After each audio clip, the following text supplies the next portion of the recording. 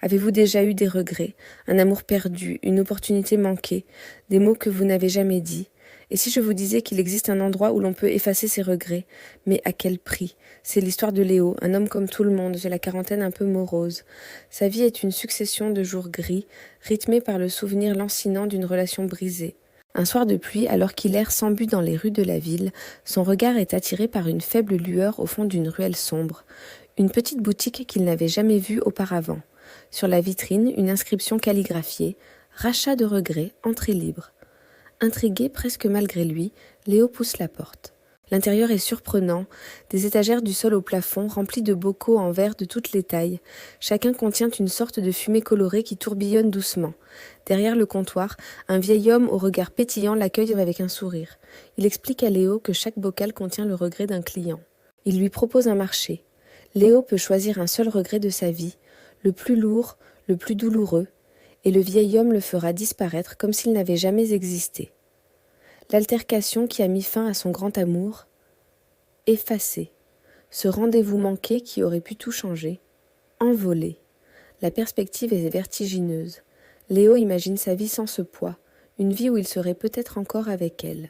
Mais il y a une contrepartie, bien sûr. Le vieil homme est très clair à ce sujet. En échange de ce regret effacé, un autre souvenir de sa vie, choisi complètement au hasard, disparaîtra à jamais. Ça pourrait être un souvenir insignifiant, comme le goût d'un plat mangé il y a 10 ans. Ou ça pourrait être quelque chose de précieux, le premier mot de son enfant, le dernier sourire de sa mère. Un risque terrible, une loterie de l'âme. Le vendeur lui montre quelques bocaux. Celui-ci, dit-il en désignant une fumée d'un bleu profond, c'est le regret d'un musicien qui n'a jamais osé monter sur scène. Il a échangé ce regret contre le souvenir de son voyage de noces. Il est célèbre aujourd'hui, mais il ne se souvient plus du visage de sa première femme. Léo hésite. La tentation est immense. Revivre sans cette erreur, sans cette culpabilité qui le ronge depuis des années. Après une longue réflexion, il se décide. Le regret qu'il choisit est celui de cette dispute, cette dernière conversation terrible avec Claire, la femme qu'il aimait. Il se souvient de chaque mot cruel, de chaque silence pesant. Il veut que ça disparaisse.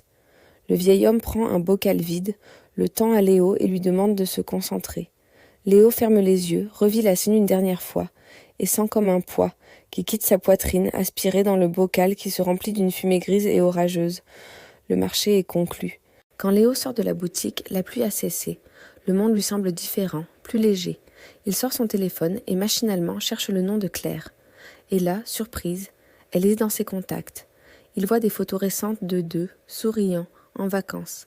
Des messages échangés la veille. Il l'appelle, le cœur battant. C'est sa voix, douce et familière. Elle lui demande s'il a bien dormi. Ils sont ensemble. Le regret a disparu, la réalité a été réécrite. Léo est euphorique. C'est un nouveau départ, une seconde chance inespérée. Les jours suivants sont un rêve. Il redécouvre sa vie avec Claire, une vie sans la cicatrice de leur rupture. C'est parfait, trop parfait. Un après-midi, en rangeant de vieilles photos de famille, il tombe sur un cliché de lui, enfant, sur les épaules d'un homme au sourire chaleureux. Son père. Une vague d'émotion le submerge, mais quelque chose cloche. Il se souvient que son père est décédé il y a plusieurs années, mais le souvenir précis de leur dernière conversation, ce moment précieux où son père lui avait donné un dernier conseil de vie, c'est vide. Un trou noir dans sa mémoire. Il essaie de se concentrer, de forcer le souvenir à revenir, mais rien. Juste un sentiment de perte, un écho sans leçon. Il comprend alors. C'est ça. C'est le souvenir qui a été échangé, le dernier moment avec son père contre une vie avec Claire. La joie qu'il ressentait se fissure, remplacée par une angoisse glaciale. Avait-il fait le bon choix? Bouleversé, Léo retourne à la petite ruelle. La boutique est toujours là, inchangée. Le vieil homme l'attendait, comme s'il savait qu'il reviendrait. Léo lui raconte tout, la panique, le vide. Il lui demande s'il peut annuler l'échange, récupérer son souvenir perdu, même si cela signifie retrouver son regret et perdre Claire à nouveau. Le vendeur le regarde avec une profonde bienveillance. « Je ne peux pas faire ça, » dit-il doucement. « Le passé ne peut être réécrit qu'une seule fois. Mais je peux vous proposer autre chose. » Il lui montre 2 portes derrière le comptoir. Derrière cette porte, vous retournez à votre nouvelle vie avec Claire, mais sans se souvenir de votre père. Vous apprendrez à vivre avec ce vide, à chérir ce que vous avez gagné. Derrière cette autre porte, vous pouvez choisir de reprendre votre regret. Vous perdrez Claire, mais vous retrouverez intact le souvenir de votre père. Le choix vous appartient. Que valorisez-vous le plus? L'absence de regret ou la plénitude de vos souvenirs, même les plus douloureux? Léo est face au choix le plus difficile de sa vie. Qu'est-ce qui nous définit vraiment? Nos erreurs ou nos souvenirs? Nos regrets ou les leçons que nous en tirons? L'histoire ne nous dit pas quelle porte Léo a choisie, car cette question, au fond, n'est pas pour lui. Elle est pour nous. Et vous, si vous étiez dans cette boutique, que feriez-vous? Effaceriez-vous votre plus grand regret au risque de perdre un souvenir précieux? Dites-le moi en commentaire. Cette histoire nous rappelle que chaque moment de notre vie, bon ou mauvais, fait partie de ce que nous sommes.